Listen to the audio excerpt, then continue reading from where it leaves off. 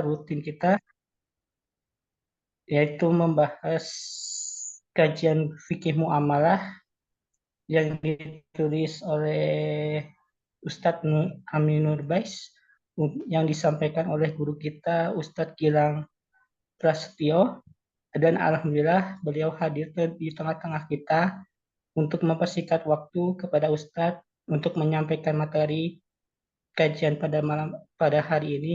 Fadal Maskura Ustadz. Nah, jazakallah khair. Assalamualaikum warahmatullahi wabarakatuh. Bismillahirrahmanirrahim. Alhamdulillahi hamdan katsiran thayyiban mubarakan fi kama yuhibbu rabbuna wa yarda. Asyhadu an la ilaha illallah wahdahu la syarika lah wa asyhadu anna Muhammadan abduhu wa rasuluhu la nabiyya ba'da. Amma ba'du. Insyaallah kita lanjut mengkaji dan menelaah buku pengantar fikih jual beli dan harta haram. Insyaallah kita sampai di halaman 9, di buku ini, dan kita masih di pembahasan poin besar di sini, bahwasanya penulis mengatakan Nabi Shallallahu Alaihi Wasallam tidak menciptakan skema transaksi, bahwasanya praktek muamalah, kegiatan bisnis ekonomi yang dipraktekkan kaum muslimin di zaman sekarang, bahkan di zaman Nabi sekalipun Shallallahu Alaihi Wasallam, itu bukan Nabi yang ciptakan. Mayoritas bukan Nabi yang buat, namun itu sudah ada, namun itu hanya lanjutan dari praktek-praktek muamalah yang dipraktekkan oleh orang-orang sebelum Rasul dilantik menjadi Rasul dan sebelum Rasul dilahirkan Shallallahu Alaihi Wasallam. Dalil yang dibawakan penulis bukti ya bahwa ada sebagian besar mayoritas transaksi itu sudah ada bahkan sebelum Rasul diangkat menjadi Rasul. Ya, ini pertama ada transaksi salam. Transaksi salam sebagaimana yang kita jelaskan, yang kita bahas di pertemuan sebelumnya. Ada tatkala Rasul sampai di Madinah, ternyata penduduk Madinah, para sahabat yang ada di Madinah secara khusus, mereka itu mempraktikkan jual beli salam. Jual beli salam bahasa Indonesianya adalah pesan carikan. Bisa jual beli inden, jual beli spesifikasi, itu disebut jual beli salam.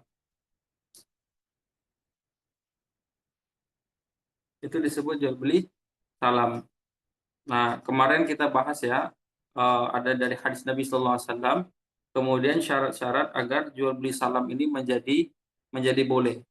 Nah, kita review secara cepat, ringkas, bahwasanya transaksi salam menjadi boleh, yaitu jual beli inden, jual beli spesifikasi menjadi boleh dengan 5 syarat kemarin kita tetapkan, yakni yang pertama, harganya tunai di depan, tunai di majelis akad. Jadi ketika transaksi salam ini pesan carikan, kemarin kita kasih sampel mesen seperti mangga jenisnya jenis Indramayu, dengan berat 2 ton, dengan ciri kriteria yang sekilo isi 2, yang dia 1 pekan sebelum masa panen,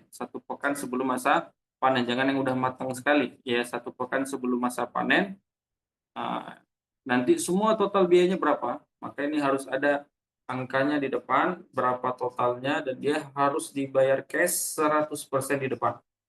100% di depan, tidak boleh DP, tidak boleh bayarnya cuma 95%, tidak boleh.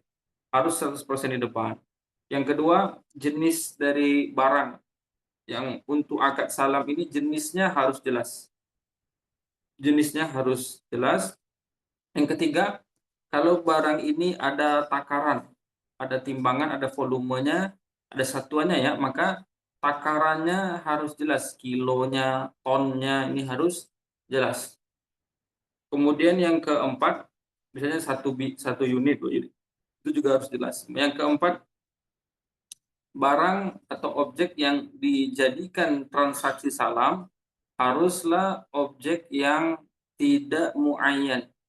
Kalau barangnya muayyan atau barangnya itu tertentu, ditunjuk, malah tidak boleh untuk akad salam.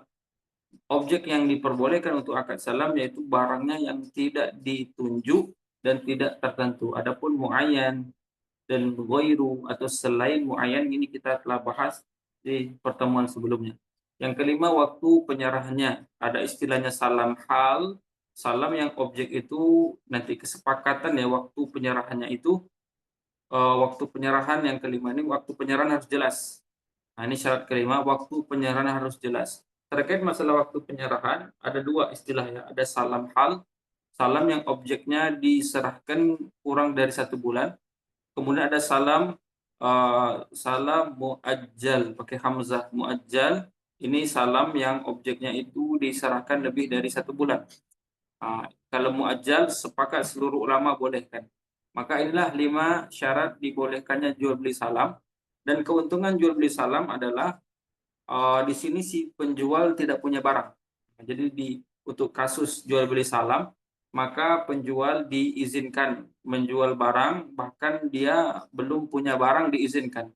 Tapi kalau sekiranya jual beli normal, al-bai'u, yaitu jual beli standar, jual beli biasa, maka si penjual murni trader, dia tidak boleh jual barang sebelum dia punya barang, sebelum dia menguasai barang. Nah, ini dan transaksi salam, subhanallah, ini dipraktekkan di Madinah. Tatkala Rasul hijrah sampai di kota Madinah, Rasul sudah saksikan transaksi salam dipraktekkan para sahabat. Kemudian Rasul cuma memberikan batasan, menambahkan persyaratan agar menjadi boleh. Dari sini kita paham bahwasanya jual beli salam bukan Rasul yang buat. Kemudian yang kedua dijadikan dalil yaitu jual beli aroya. Nomor 9 yaitu di halaman 9 yang kedua yaitu jual beli aroya. Sama kasusnya seperti jual beli salam, jual beli aroya juga demikian. Tatkala Rasul sampai di Madinah, jual beli aroya ini sudah dipraktikkan oleh penduduk Madinah. Sudah banyak yang lakukan jual beli aroya. Adapun jual beli aroya adalah jual beli menukar kurma kering yang ada di tangan, yang dimiliki, kurma kering yang sudah dimiliki di rumah, yang berada di tangan maksudnya dikuasai, ditukar dengan kurma basah yang masih ditandan. Dan kurma basahnya masih ditandan. Jadi kurma kering yang ada di tangan, yang ada sudah di rumah kita, yang menjadi stok kita, ditukar dengan kurma segar, kurma basah yang baru panen yang masih ditandan. Tentu saja menukar seperti ini ya, terlebih lagi menukarnya dengan cara dikira-kira saja. Dengan cara ditaksir, tentu saja akan ada selisih. Yakni kurma kering yang ada di tangan, yang ada menjadi stok, yang sudah disimpan, ditukar dengan kurma basah yang masih ditandan. Ini pertama pasti beda. Kuantitasnya pasti beda dari sisi satu ditakar dengan yang ada di tangan. Yang kedua masih ditandan. Masih ditandan dengan cara taksir, ini pasti timbangan berbeda. Yang kedua, kadar air berbeda. Kurma kering dengan kurma basah yang masih ditandan tentu kadar airnya beda. Maka bisa disimpulkan hasil pertukaran ini akan terjadi selisih dari sisi berat. Kilonya ini pasti beda. Karena kurma kering dengan kurma basah tatkala ditukar, apalagi dikira-kira saja pakai taksir, sistemnya ditaksir, ini bisa dipastikan takaran berbeda. Dan ketika kurma ditukarkan dengan kurma sejenis ya, kurma dengan kurma, satu jenis dan satu illah, maka sepakat para ulama seluruh mazhab bahwasanya praktek ini dinamakan riba al-fadl. Riba fadl. Riba disebabkan kesenjangan ketidaksamaan takaran ketika mempertukarkan komoditi riba, salah satu komoditi riba yaitu kurma. Ini riba fadl. Jadi jual beli aroya adalah riba. Namun subhanallah, karena dulu atau latar belakangnya dipahami, latar belakangnya kenapa adanya jual beli aroya? Karena ada sebagian sahabat yang menengah ke bawah, yang fakir, mereka cuma punya stok makanan itu cuma kurma kering yang udah keras, yang udah di stok mungkin 2 bulanan. Tatkala datang nanti musim panen raya, banyak kaum muslimin akan panen kurma, banyak kurma segar beredar ya di pohon ada, yang di pasar juga beredar. Ini biasanya orang-orang yang ekonomi menengah ke atas, para sahabat lain, kaum muslimin lain yang punya rezeki, yang punya uang, mereka bisa pas panen kurma mesti beli kurma segar. Mereka akan menikmati kurma segar yang baru dipanen. Ada pun yang fakir tidak bisa mencicip kurma kering. Nah, mereka kan sedih dan mereka juga pengen cicip kurma segar. Alhasil mengamati fenomena ini mereka lakukan transaksi aroya. Jadi fakir tadi dia nggak punya cash, dia pengen makan cicip kurma segar, nggak punya uang. Yang ada dia bisa cuma tukar dengan kurma yang ada stok dia, kurma kualitas bawah dan kurma kering. Itu yang dia tukarkan.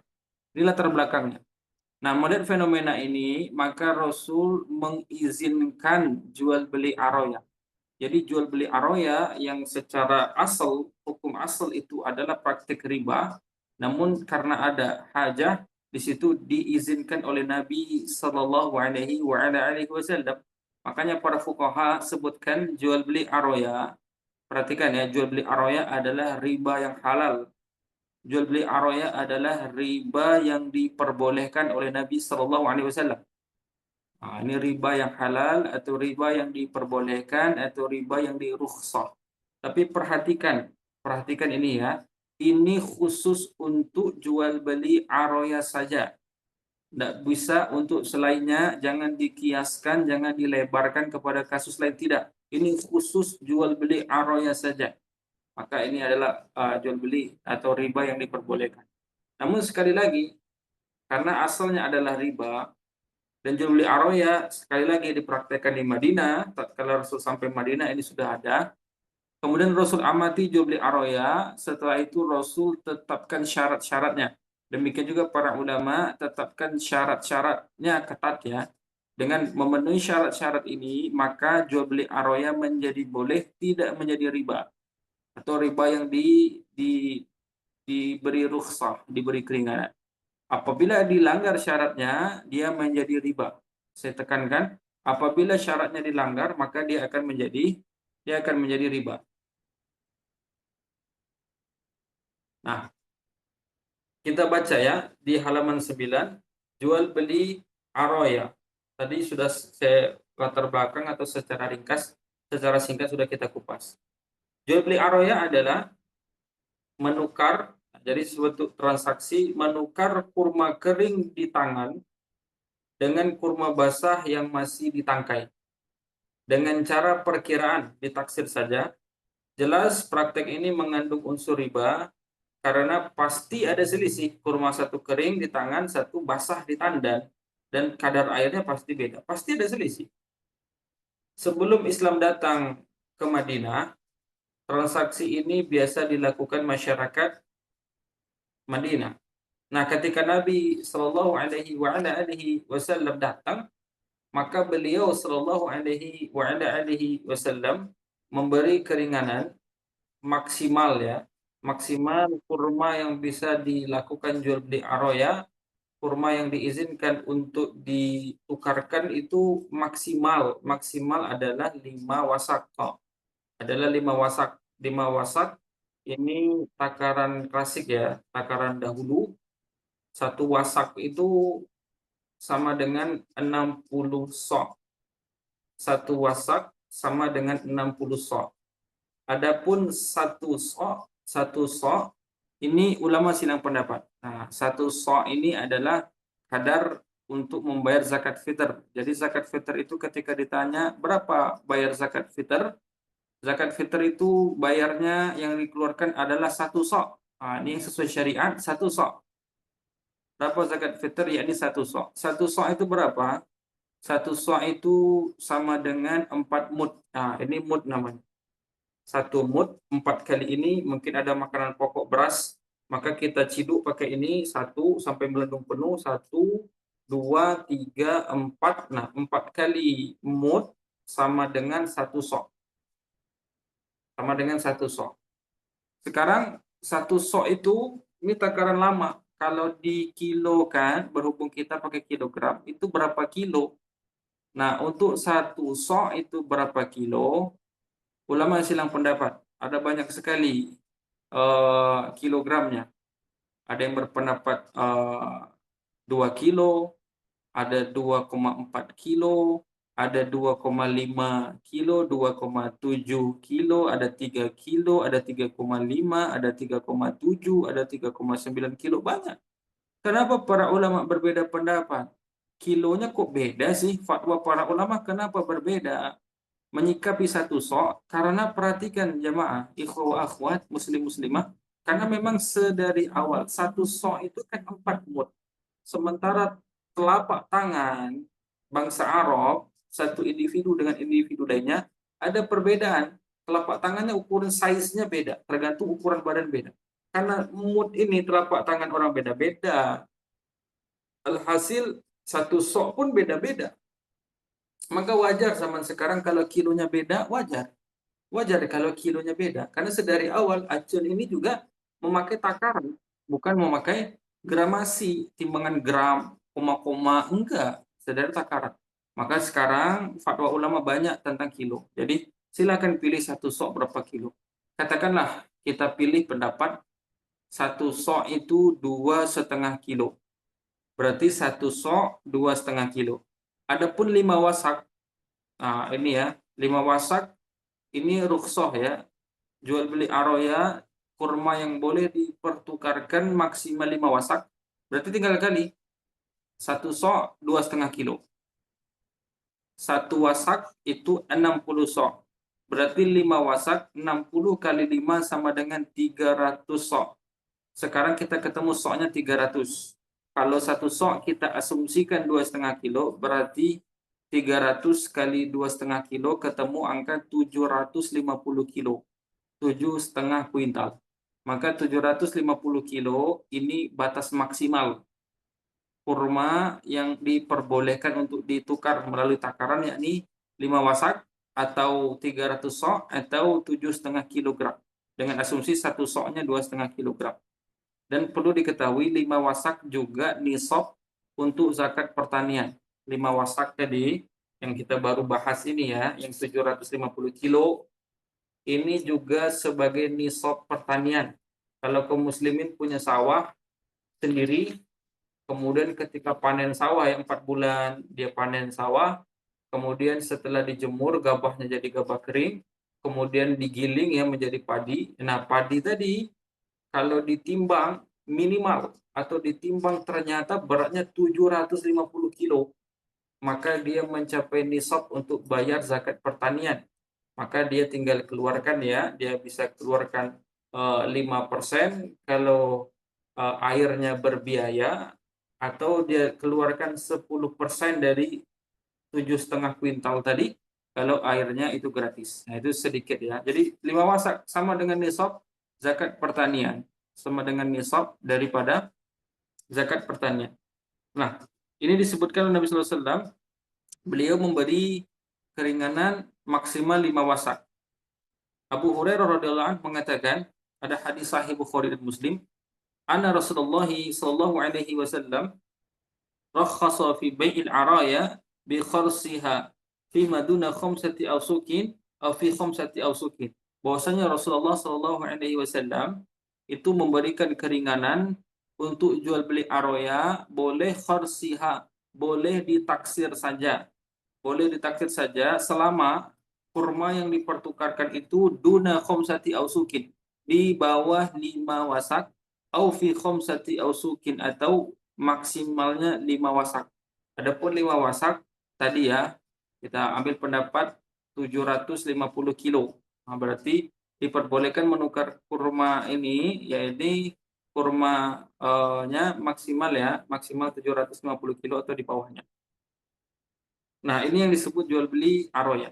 Yang disebut jual beli aroya tadi.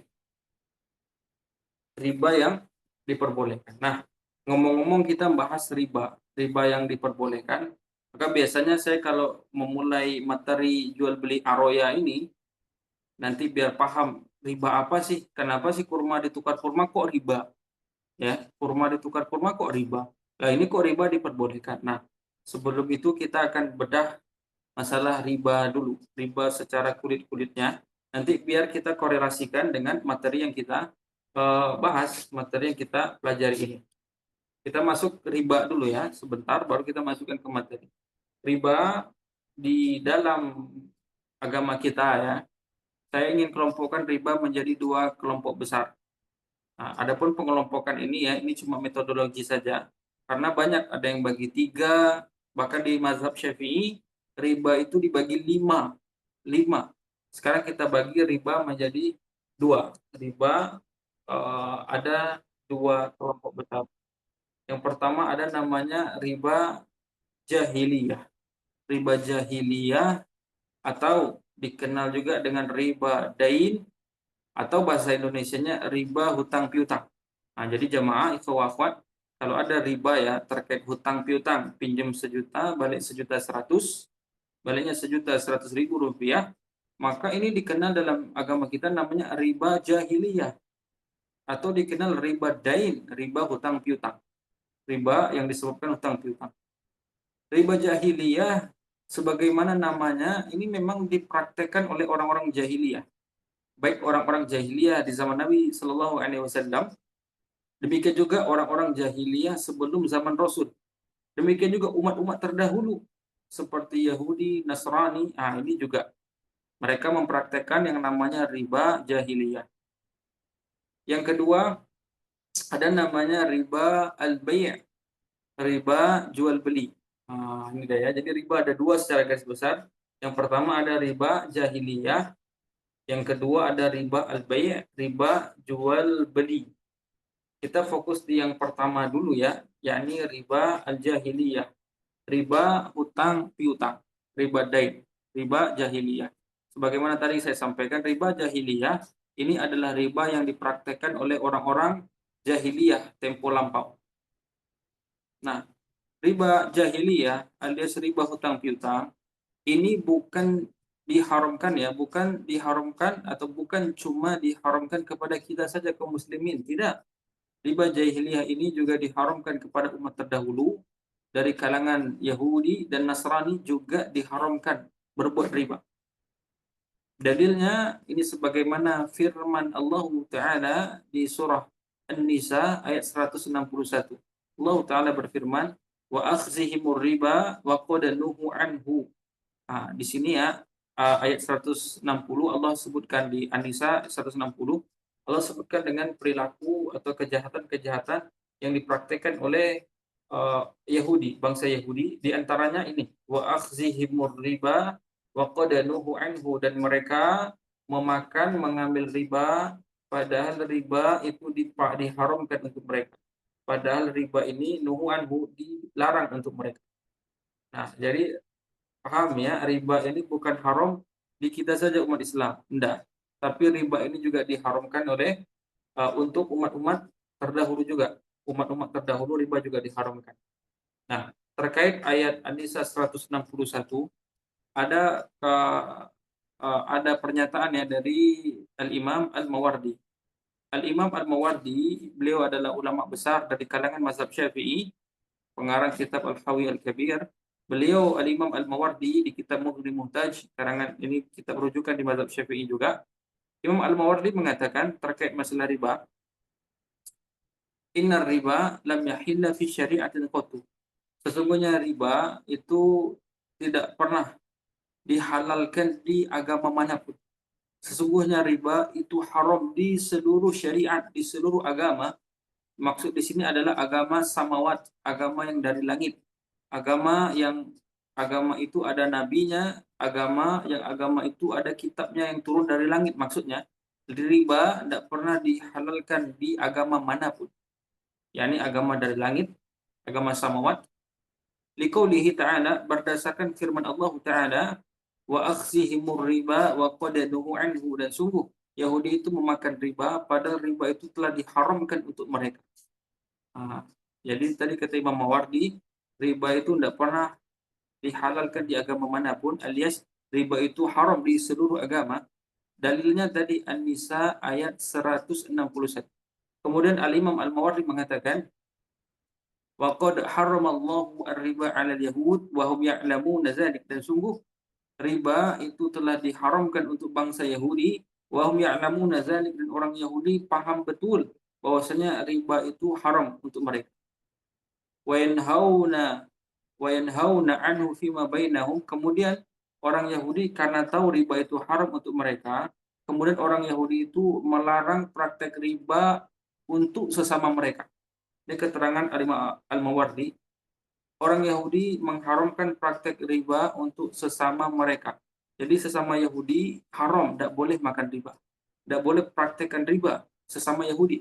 Berarti kalau sesama Yahudi pinjam uang 100 juta untuk 2 tahun, maka kembalinya 100 juta pas, tidak kurang, tidak lebih. Ini dipraktikkan Yahudi. Walakinnahum yubihunahu ma'a ghairihim. Akan tetapi orang Yahudi mereka membolehkan riba, membolehkan praktek riba kepada selain bangsa Yahudi. Nah, ini lucu ya, praktek riba Yahudi. Orang Yahudi paham riba itu haram, maka mereka tidak boleh. Sesama Yahudi ini terlarang praktek riba. Namun kepada selain bangsa Yahudi boleh praktek riba. Nah, boleh praktek riba. Dan memang benar tercatat di sejarah buku-buku para ulama bahwasanya yang mengajarkan, yang mempromosikan, yang menyebarkan praktek riba di masyarakat, terkhusus masyarakat atau bangsa Arab, terkhusus bangsa Arab dahulu, ini yang menyebarkan, yang mengajarkan skema riba ini adalah mereka, orang-orang Yahudi. Tercatat ya di sejarah ya, orang Yahudi pindah bermigrasi ke tanah Arab, ke Khaybar, Taima, ke Yathrib, sekarang itu kota Madinah, dulu namanya Yathrib. Karena nanti mereka sampai di sana baru mereka mulai mengajarkan riba. Jadi dalam sejarah dari buku Rahiqul Makhtum karangan Syekh Safiyur Rahman Al-Mubarakpuri itu diterangkan ya, kurang lebih pada tahun 70 Masehi, pada tahun 70 Masehi, sekarang 2024, 70 Masehi itu eh, bangsa Romawi menyerang negeri Syams, terkhusus Palestina, Yerusalem. Palestina itu diserang. Alhasil ya banyak kuil tempat peribadatan orang Yahudi banyak diruntuhkan. Orang Yahudi banyak yang dibunuh, ditangkap, banyak ditawan. Alhasil banyak, sebagian besar atau banyak sekali orang Yahudi kabur dari Palestina. Ya dulu memang mereka menempati Palestina. Mereka kabur dari Palestina, tercerai-berai, berpencar lah intinya, terekstradisi, bermigrasi ya keluar pokoknya dari negeri Syams, terkhusus dari Palestina karena gempuran serangan bangsa Romawi, tentara Romawi. Nah, sebagian dari bangsa Yahudi yang kabur dari Palestina, mereka ada yang pindah menetap ke negara atau negeri Arab ya, di Yathrib, di Khaybar dan Taima. Yathrib, Khaybar dan Taima. Mereka mulai tinggal di sana 70 Masehi tadi. Nah, baru disinilah mereka selama beberapa waktu ya baru mulai mempraktekkan masalah riba, mempraktekkan masalah riba ke sana. Dan luar biasa, mereka itu tatkala mempraktekkan masalah riba, mereka meraup keuntungan yang besar. Nah, bahkan konon ya, ini juga cara trik mereka memperluas tanah. Karena biasanya ya bangsa suku-suku bangsa Arab, pemimpin bangsa Arab di daerah uh, Yastrib ini, Madinah, kepala-kepala suku dahulunya ya masih jahiliyah ini mereka. Ini mereka suka mengadakan pesta. Mereka suka mengadakan pesta dan ini biasanya modalnya diambilkan dari dana riba. Mereka ngutang kepada Yahudi. Nanti lama-lama ada sebagian mereka tidak bisa cicil utang ribanya.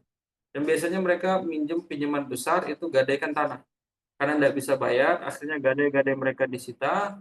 Alhasil nih orang Yahudi ini salah satu trik mereka, salah satu metode mereka memperoleh tanah di tanah Arab, dapat banyak tanah, yaitu sitaan gadaian-gadaian tanah tadi mereka ambil, ini menjadi sitaan aset mereka sehingga mereka itu memiliki tanah yang luas di kala itu. Di Yathrib, di Khaybar dan Taimah mereka bisa bikin benteng, bikin daerah perkampungan Yahudi, dan mereka juga bisa memanggil konconya Yahudi yang lain untuk pindah ke sana sehingga mereka bisa mengatur ya punya pasukan dan kekuatan. Dan juga praktek ini menguntungkan ya, banyak orang-orang di tanah Arab, terkhusus di Yathrib, Khaybar dan Taimah, banyak di antara mereka yang tidak mampu membayar hutang riba, sampai-sampai menggadaikan keluarganya dan dirinya karena tak bisa cicil. Intinya praktek riba yang dipraktekkan Yahudi di 70 Masehian ini, di awal-awal ini di daerah Yathrib, Khaybar dan Taimah ini, Taimah ini mereka meraup keuntungan yang besar. keuntungannya besar dari praktek riba. Nah, karena keuntungan besar dan kabar ini juga sampai ke telinga orang-orang Quraisy, sampai ke telinga orang-orang Quraisy di Mekah. Mereka tahu mendengar bahwasanya ada praktek yang namanya praktek riba yang dipraktekkan di sana di daerah Yasrib, dan ini praktek yang menguntungkan dan menjanjikan. Alhasil para pemuka Quraisy, pemimpin suku Quraisy, mereka pun mulai mengadopsi skema ini, mempraktekkan di Mekah, yakni praktek riba jahiliyah ini dipraktekkan oleh mereka. Dan ini terus berlangsung sampai nanti Rasul lahir, sampai Rasul tumbuh berkembang, dewasa, sampai Rasul menjadi nabi dan Rasul, riba ini ada. Terus bahkan sampai nanti di tahun 9 Hijriah, tepatnya Haji Wada ya, haji perdana dan terakhir Rasul sallallahu alaihi wasallam. Nanti Rasul itu berkhutbah di Arafah, di tanah Arafah, disaksikan dihadirkan puluhan sampai ratusan ribu para sahabat. Dan Rasul berkhutbah, khutbah yang menyentuh, khutbah yang seakan-akan ini pesan terakhir dari Nabi sallallahu alaihi wasallam, dan khutbahnya sangat panjang.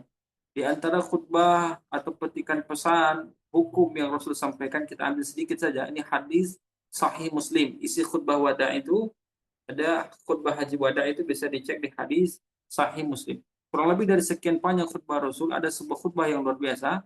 Kita ambil satu poin saja di antaranya tentang riba. Yaitu Rasul bersabda, Inna ribal jahiliyah maudu'un.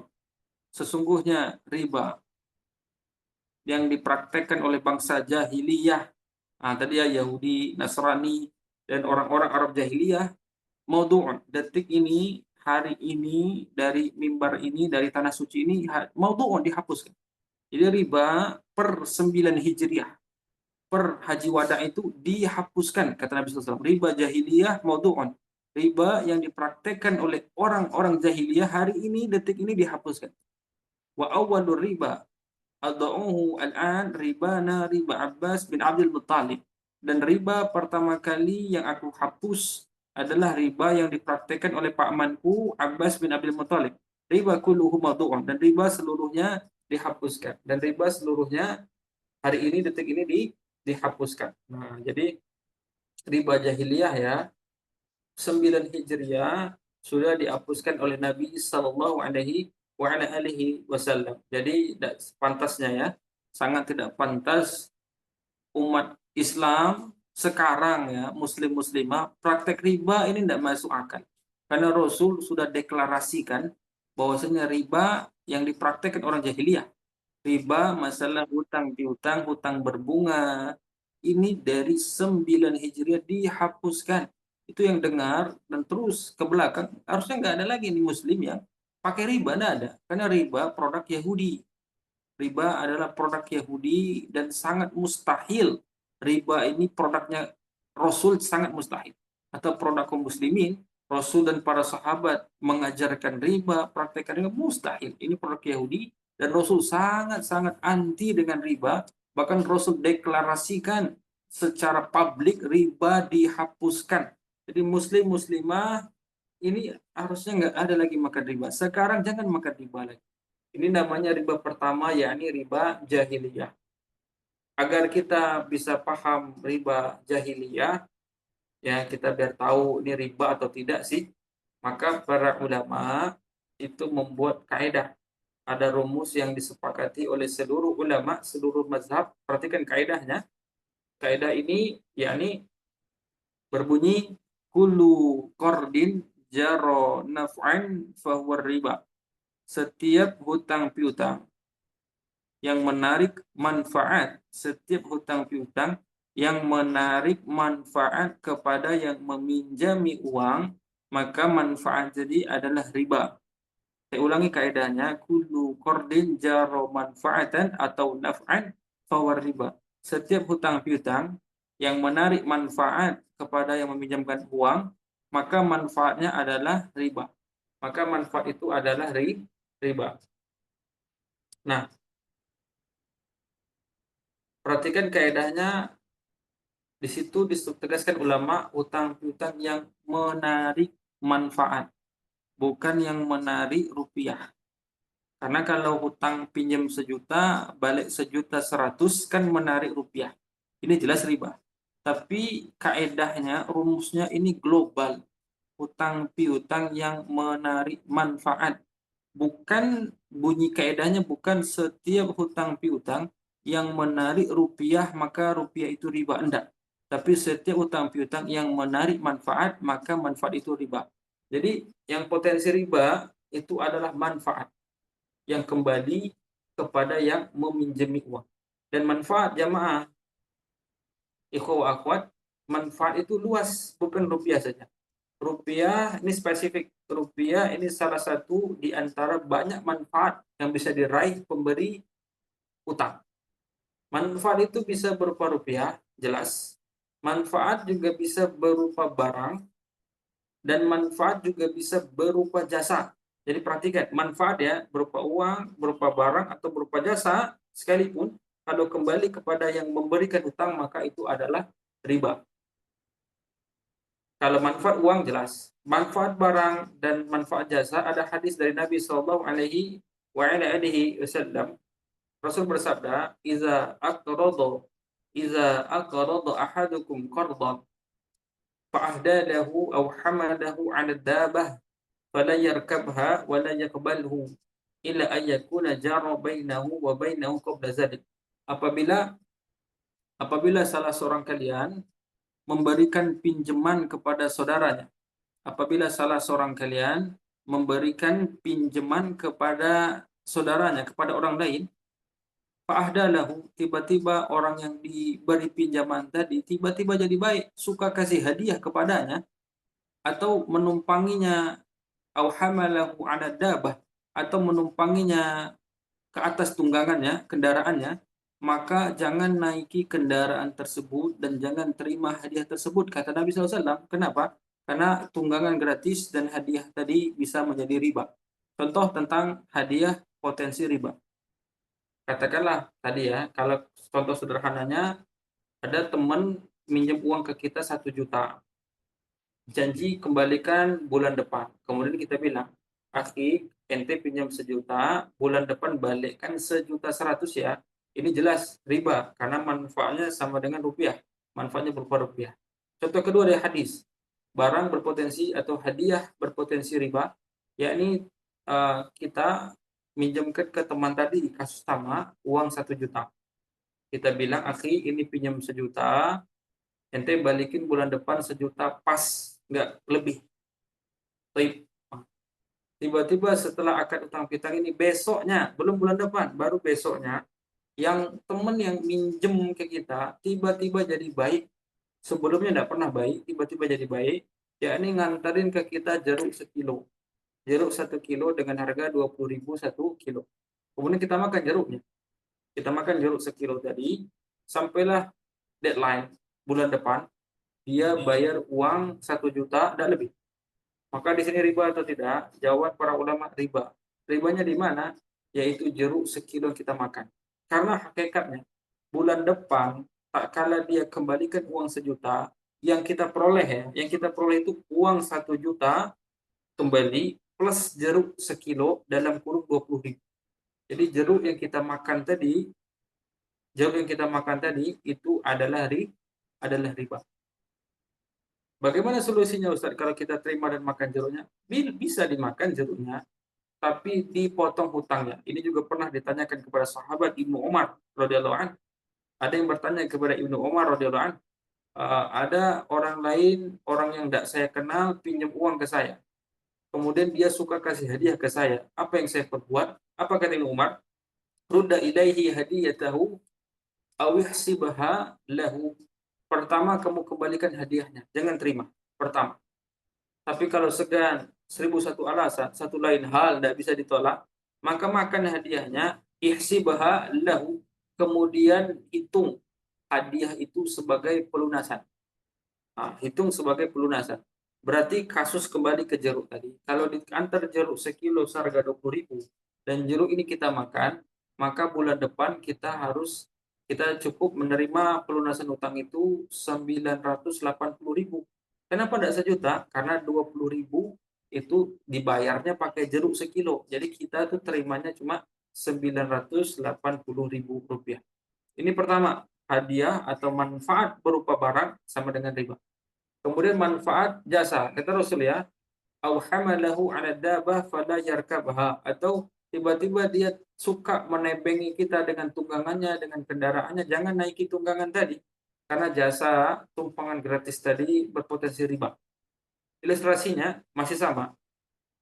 Ada teman yang pinjam uang 1 juta ke kita. Pinjam uang 1 juta ke kita bilang, "Akhi, ente balikin bulan depan 1 juta enggak lebih." Aman, tidak ada riba. Hanya saja setelah terjadi akad utang piutang, besoknya tiba-tiba teman ini menjadi baik. Teman ini menjadi baik, yaitu ketika kita lewat, kita mungkin suatu jalan ya, kita akan menempuh jalan mau ke pasar misalnya, kita jalan, pasar itu jaraknya 2 kilo dari rumah, 2 kilometer dari rumah, kita jalan mau ke pasar, kebetulan teman yang kemarin minjem ke kita lewat pakai sepeda motor, kemudian dia tiba-tiba numpangi, "Kemana? Ente ke pasar, ayo, naik, tak tumpangi, saya juga ke pasar." Kemudian kita naik, ojek gratis tadi, jasa gratis tadi, tumpangan gratis tadi sampai ke pasar, dan bulan depan datang deadline dia harus bayar hutang 1 juta, aman, tidak ada lebih. Cuma terjadi riba enggak? Iya. Karena hakikatnya yang kita terima adalah uang 1 juta yang dia pinjam bulan lalu, plus kita dapat ojek gratis. Yang kalau kita konversi ke rupiah itu senilai 10.000. Berarti ada riba sebesar 10.000. Ya, ini kita mendapat jasa gratis. Hutang plus ojek gratis atau jasa gratis senilai 10.000, maka 10.000-nya itu bernilai atau itu adalah riba. Jadi dipahami ya. Makanya kaidah yang diajarkan kepada ulama, yang didakwahkan, yang disampaikan kepada kaum muslimin adalah setiap hutang piutang yang menarik manfaat, maka manfaatnya riba. Manfaat berupa apa saja, bisa rupiah, bisa barang, bisa jasa, bisa barang, bisa jasa. Dalilnya juga ada dari hadis Sahih Bukhari. Ada dari hadis Sahih Bukhari. Uh, uh, di Sahih Bukhari itu ada, bentar.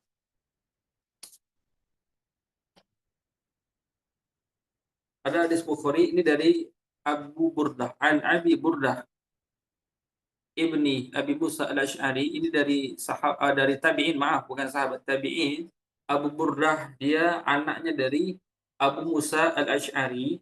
Abu Burdah berkata, "Ataitu al-Madinah." Aku pergi ke Madinah. Ada yang mengatakan beliau pindah, ingin menetap di Madinah. Laki itu Abdullah ibn Salam. Kemudian aku bertemu dengan Abdullah ibn Salam, ini sahabat radhiyallahu anhu. Abu Burdah ini tabi'in, bapaknya sahabat Abu Musa al-Ash'ari. Intinya Abu Burdah sampai di Madinah dan ketemu dengan Abdullah ibn Salam. Faqala li, kemudian Abdullah ibn Salam ajak Abu Burdah ke rumah sebagai tamu, kemudian dikasih wejangan. Dikasih wejangan karena Abu Burdah penduduk baru ya, pendatang baru, dikasih wejangan, dikasih petuah lah ya.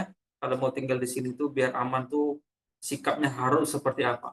Di antara wejangan yang disampaikan Abdullah bin Salam, Abdullah menegaskan, "Innaka bi ardin arriba fiha fashin." Hei Abu Burdah, sekarang engkau berada di bumi, engkau berada di wilayah yang mana riba itu merajalela di sini, yang mana di wilayah itu riba merajalela. Idza kana laka 'ala rajulin haqqun, jika engkau Abu Burdah meminjami uang kepada orang lain, fa ahda ilaik, orang lain tadi tiba-tiba baik suka kasih hadiah kepadamu berupa himla tibnin wa himla sya'irin wa himla qatin, fala ta'khudhu fa innahu riba. Dan tiba-tiba orang yang minjem samamu suka kasih hadiah kepadamu berupa seikat jerami, seikat gandum atau seikat makanan pokok, fala ta'khudhu, jangan ambil hadiahnya, fa innahu riba, karena hadiah yang kamu ambil tadi adalah riba. Ini hadis sahih Bukhari. Ini keterangan ya dari Abdullah bin Salam yang direkam, disampaikan, dikabarkan oleh Abu Burdah. Itu manfaat dari adalah riba. Jadi ini ya, di antara pendapat yang kita pegang, kalau kita sedang minjami uang kepada orang lain di masa cicilan, sebelum utang itu lunas, jangan terima hadiah, jangan terima pelayanan jasa gratis, dan jangan juga terima kelebihan uang dari piutang yang kita berikan ke orang lain karena itu adalah riba. Jadi ini yang pertama yakni riba jahiliyah. Yang pertama adalah riba jahiliyah. Begitu cara memahaminya. Dan perhatikan ikhwah muslim-muslimah, riba jahiliyah sudah dihapuskan 9 Hijriah. Ini makanya disebut ini riba jahiliyah. Jahiliyah itu kan jahil ya, sebelum adanya Islam. Di kita ini udah datang Islam, masyarakat modern, terpelajar, pinter ya, jangan lagi melakukan riba. Apalagi pinjam 1 juta balik 1.100.000. Dan ini perhatikan, riba ini produk Yahudi tulen. Kita jangan ikut-ikutan. Mustahil ada kaum muslimin dari kalangan ulama membuat praktek riba, mustahil. Mustahil. Jadi ini namanya riba jahiliyah. Bahkan konon riba jahiliyah, keterangan salah satu guru saya ya ketika mengajarkan masalah riba, subhanallah, ada jenis riba jahiliyah yang mana sosialnya tinggi. Saya ulangi, ada banyak sekali praktek riba di zaman jahiliyah, tapi ada satu jenis riba jahiliyah yang unsur sosialnya tinggi. Ada di antara bentuk riba jahiliyah, yakni kalau ada orang pinjam uang 100 juta dan dia janji untuk mengembalikan 2 tahun lagi, maka yang dikembalikan murni 100 juta juga, tidak ada kelebihan. Ini riba praktek jahiliyah, pinjam 100 juta, balik 100 juta, tidak ada pertambahan. Tidak ada denda keterlambatan, tidak ada pertambahan, tidak. Hanya saja, tatkala berlalu 2 tahun, deadline ya, sampailah di waktu yang dijanjikan, ternyata yang minjem uang prestasi, tidak bisa bayar. Maka ketika dia tidak bisa bayar, baru yang baik tadi, minjemnya dia samperin. Akhi, ente kan janji 2 tahun, 100 juta. Ini kan udah 2 tahun, kenapa ente tidak bayar? Ente wan prestasi ya, semena-mena. Karena ente wan prestasi, semena-mena saya denda. Saya akan beri tenggat, saya akan denda. Maka denda alias ribanya itu karena wan prestasi. Sekiranya yang minjem janji pinjam 100 juta, janji 2 tahun, on time, riba nggak ada. Di klausul riba nggak ada. Ini riba jahiliyah, lebih manusiawi. Unsur sosialnya masih ada. Membantu, unsur bantunya masih ada. Hanya saja sekarang ini luar biasa. Sekarang riba modern ini 2024 ini luar biasa. Start awal, minjem utang awal saja tanda tangan klausul sudah ada riba.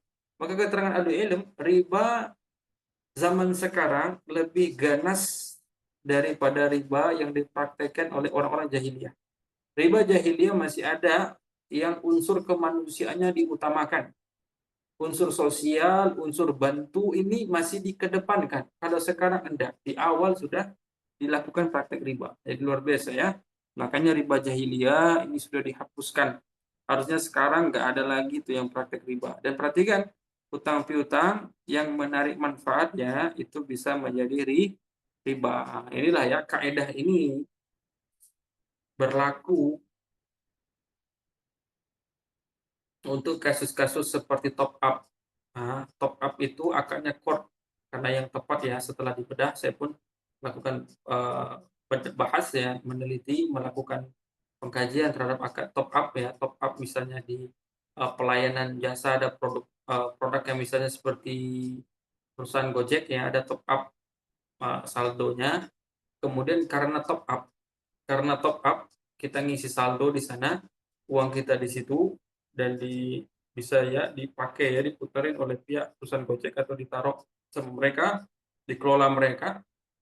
Karena ada top up ini kita dapat gratis ongkir, dapat diskon-diskon, maka gratis ongkirnya atau diskonnya karena top up, karena sebabnya top up, ini manfaat yang tidak diperbolehkan. Demikian juga ketika kita punya tabungan, deposit, atau tabungan berupa akad wadiah, sekalipun di bank syariah kita ambil produk wadiah ya, wadiah itu bahasa Indonesianya titip, tapi hakikatnya tidak titip. Para ahli sebutkan akad wadiah yang kita lakukan di praktik syariah ini adalah qard atau utang piutang.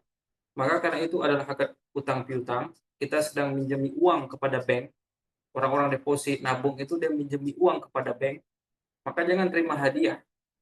Jangan terima hadiah atau pelayanan jasa yang itu jasanya harusnya beli, tapi dikasih ke kita gratis, atau hadiah-hadiah dan semisalnya, karena jasa yang dikasihkan gratis ke kita yang notabene-nya beli, dan juga hadiah yang dikasih ke kita yang harusnya bayar, ini adalah riba. Karena kudu qardin jaro naf'an fahuwa riba, karena setiap hutang piutang yang menarik manfaat kepada yang minjemi uang, maka manfaat itu adalah riba. Tadi sudah kita bahas dalilnya.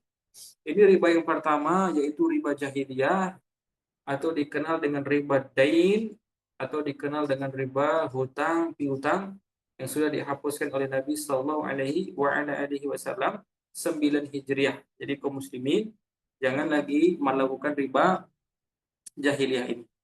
Dan kemudian ada yang kedua adalah ada riba jual beli. Riba jual beli yaitu riba ya. Riba ini ada yang jadi barometer atau yang menjadi acuannya adalah 6 komoditi riba. Ada 6 komoditi riba. Nah, riba jual beli ini biasanya terjadi ya seputar barter. Ketika kita barter, 6 komoditi riba ini ternyata bermasalah. Misalnya ketika kita barter 6 komoditi riba, kita ambil contohnya satu yaitu emas. Ketika emas dibarter, ternyata gramnya berbeda karena mungkin tahunnya beda. Jadi emas lama ditukar dengan emas baru, tentu gramnya beda nanti, misal, atau karatnya bisa beda. Maka karena menukarkan emas dengan emas berbeda timbangan, maka terjadi riba fadl. Namanya riba fadl. Dan jadi riba jual beli ada dua. Ada yang pertama riba fadl, riba yang terjadi karena ada perbedaan dari sisi timbangan takaran. Atau riba yang kedua, riba nasi'ah. Riba nasi'ah yaitu riba yang terjadi karena menukarkan benda ribawi ada yang tertunda, ada penundaan. Contohnya kita ingin tukarkan emas dengan emas. Emas lama dengan emas baru. Gramnya sama.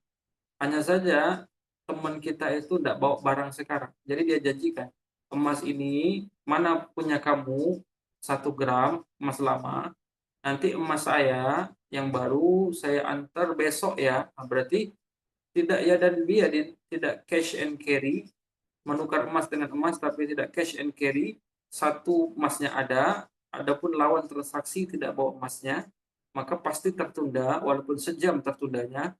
Maka atas dasar penundaan ya, menukar komoditi riba tapi ada satu item yang tertunda, ini disebut riba nasi'ah, riba karena alasan penundaan.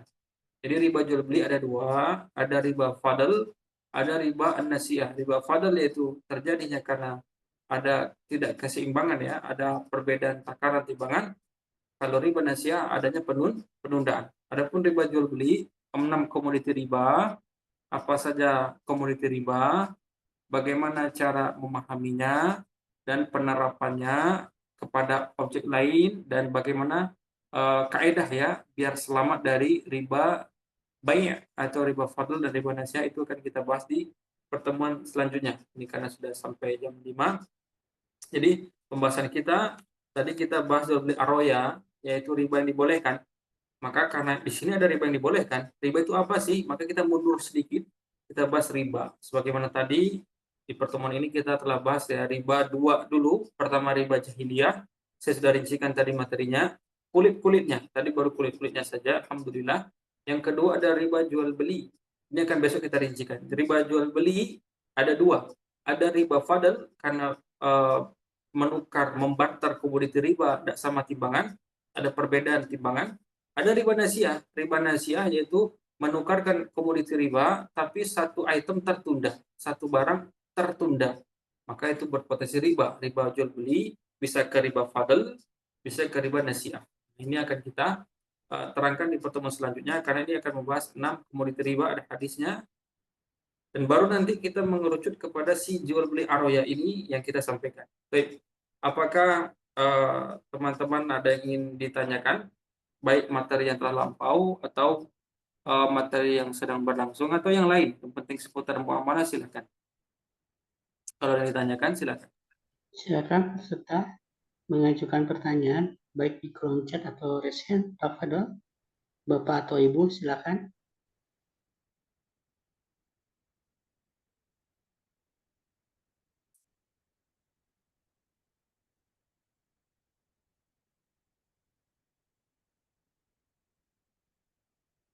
Ada yang ditanyakan? Bebas ya.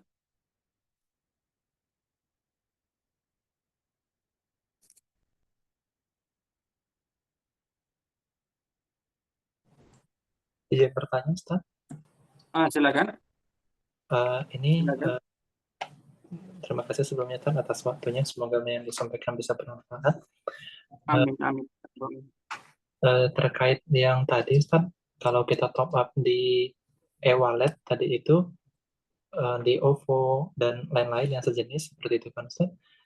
Kemudian kita mau transaksi, mau belanja begitu, Ustaz.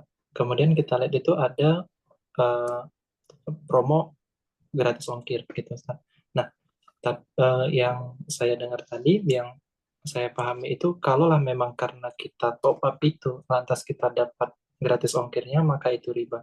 Tapi kalau misal gratis ongkirnya itu, setelah kita lihat syarat dan ketentuan, ternyata meskipun kita nggak top up di situ, kita bayar melalui m-banking, misal itu gratis ongkirnya tetap bisa berlaku begitu. Nah, apakah itu gratis ongkir itu juga dianggap riba atau seperti apa ya, Ustaz?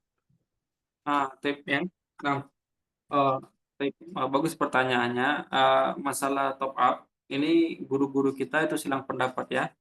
Sebagian ada yang memahami top up itu simpan, nitip. Tapi namun sebagian yang lain memahami top up adalah core, akarnya hutang piutang. Dokter Erwandi, top up itu adalah core. Dokter Erwandi, Ustaz Arifin Badri juga ya, Ustaz Aminur Baif juga condong kepada top up adalah core, hutang piutang. Demikian juga Dokter Arifin Badri dan banyak Dokter Firanda juga ya. Dan saya pun lebih condong kepada top up adalah hutang piutang karena memang ada definisi, titip itu ada definisinya. Adapun hutang itu ada definisinya, dan dari keterangan Syekh Shalih Fauzan yang saya baca di buku beliau, hutang itu nanti alias top up ini lebih condong kepada hutang. Nah, jadi tadi ya, ternyata kita kan top up. Jadi kalau itu adalah hutang ya, boleh nggak kita top up biar mudah bayar? Boleh, tapi perhatikan jangan ambil manfaat dari top up tadi. Bisa dipahami? Kita ingin top up saldo e-wallet misalnya, maaf ya, sebut produk, maaf ini tidak promosi. Misalnya di Gojeknya kita top up di sana. Biar nanti kalau pembayaran kita pakai jasa transportasinya atau GoFood-nya, kita bisa mudah ya. Biar mudah kita top up di sana. Tapi pahami top up akarnya adalah apa? Saya lebih condong kepada hutang piutang, dan banyak guru kita condong kepada hutang piutang. Itu pertama poinnya. Kedua, kita hati-hati jangan mengambil diskon dan manfaat yang diperoleh karena top up. Sekiranya tidak top up, kita nggak dapat. Kita kembali ke pertanyaan Akhi tadi, sekiranya ada, Akhi pengalaman ya, sekiranya ada, ternyata gratis ongkir ini kepada semua publik ya, baik yang top up maupun yang tidak top up, dia dapat gratis ongkir, boleh nggak kita ambil? Yang seperti itu silakan ambil, karena nggak ada korelasinya dengan top up. Bisa dipahami? Tapi ini benar-benar ya, ke top up itu boleh, jangan ambil manfaatnya, jangan ambil ya jasa gratisnya, diskon-diskonnya, jangan. Itu potensi riba, kita telah bahas dari dalilnya. Bisa dipahami? Wallahu a'lam. Semoga Allah mudah. Ada yang lain? Tadi ada WA sepertinya. Dari chat ya. Kita bacakan. Izin bertanya Ustadz. Assalamualaikum Waalaikumsalam warahmatullahi wabarakatuh. Jika ada yang pinjam uang untuk modal dan yang bersangkutan, YBS apa? YBS ini maksudnya? Yang bersangkutan akad saat diberikan pinjaman akan bagi hasil dari keuntungannya, itu termasuk riba. Saya ulangi ya, semoga ini yang dimaksud. Jika ada yang pinjam uang untuk modal, berarti kan pinjam, akadnya pinjam uang untuk modal, dan yang bersangkutan itu malah membuat akad, yang bersangkutan akad saat diberikan pinjaman. Yang bersangkutan tadi akad saat diberikan pinjaman akan bagi hasil dari keuntungannya, apakah termasuk riba? Jazakallahu. Jawabannya iya. Kenapa? Karena akadnya hutang piutang. Kemudian misalnya nih, ada orang pinjam uang 100 juta ke kita untuk buka usaha. Kemudian di samping dia akan cicil ke kita 100 juta tadi, mungkin kurun setahun ya, 100 juta dibagi 12, Dia akan cicil kepada kita selama setahun. Di samping itu kita juga dapat margin, kita dapat persentase keuntungan dagangnya dia dikirim pula ke kita. Entah katakanlah 1 juta sebulan. Berarti hakikatnya selama setahun yang kita peroleh adalah uang 100 juta kembali plus 1 juta sebulan kali 12 juta. Bahkan 12 jutanya adalah riba. Jadi ini di sini berkecamuk ya antara akad pinjam meminjam, hutang piutang dengan akad kerjasama bisnis, ini dibedakan. Jadi kalau hutang, dia buka usaha, dia bilang pinjam uang 100 juta. Maka ini hutang, kembali ke kita 100 juta tok. Tapi bisa nggak kita arahkan? Dia datang, dia punya skill, punya kemampuan, punya manajemen yang bagus, dia ingin buka usaha, pinjam uang 100 juta ke kita, kemudian kita alihkan ya, akhi, saya lihat kamu punya bakat, nggak usah utang, kita bikin kerja sama bisnis saja, nama akadnya mudharabah. Saya pemodal 100 juta, kamu pengelola. Maka di sini akadnya adalah kerjasama. Dan kerjasama karena kita punya modalnya uang, si teman tadi modalnya skill dan tenaga. Kalau akad kerjasama bisnis ini berlangsung setahun, qadarullah terjadi kerugian, uang hilang, atau usahanya bangkrut, kena musibah, dicurangi dan segala macam. Pokoknya hancur usaha tadi, rugi. Kemudian kita lakukan investigasi. Ternyata si pengelola orang yang amanah. Dia orang yang amanah, bekerja sesuai SOP dan sungguh-sungguh. Tapi qadarullah gagal juga, maka perhatikan. Maka risiko ditanggung sendiri-sendiri. Dalam artian uang 100 juta kita hangus, ya karena memang dia sudah kerja sesuai SOP dan gagal. Dan pengelola, dia nggak tanggung apa-apa. Dia dapat apa? Dia dapat lelah. Sudah kerja setahun nggak dapat hasil. Nah ini akan kerjasama bisnis. Beda dengan hutang piutang. Hutang piutang dipinjam. Bedakan dengan hutang piutang ya. Hutang piutang itu si A pinjam uang 100 juta, janji setahun. Baru dia pinjam. Hari itu kan dia pinjam 100 juta. Dia pulang ke rumahnya, dirampok orang. Dia lapor ke kita, akhi uang yang saya pinjam ke kamu dirampok orang. Gak ada cerita dia harus bayar. Karena hutang dia harus bayar. Bedakan dengan kerjasama bisnis. Jadi akad satu-satu. Kalau ini hutang, kita nggak boleh dapat fee, nggak boleh dapat margin dari keuntungan usaha tersebut. Karena ini hutang. Tapi kalau kerjasama bisnis, si yang pengelola dia tak menjamin modal kecuali dia one prestasi, dia bekerja tidak sesuai SOP, baru dia menjamin. Semoga yang bertanya bisa paham. Jadi ini tidak boleh. Yang pertanyaan dia pinjam modal, kemudian dia janjikan di samping modal dia cicil, utang dia cicil, dan dia mengembalikan mendapat dia bagi hasil juga di kita, tidak boleh. Itu adalah riba. Wallahu a'lam. Ada yang lain?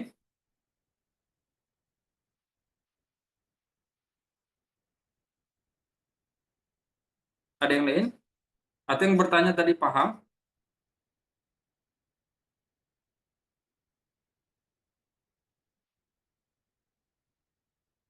Baik, tak ada.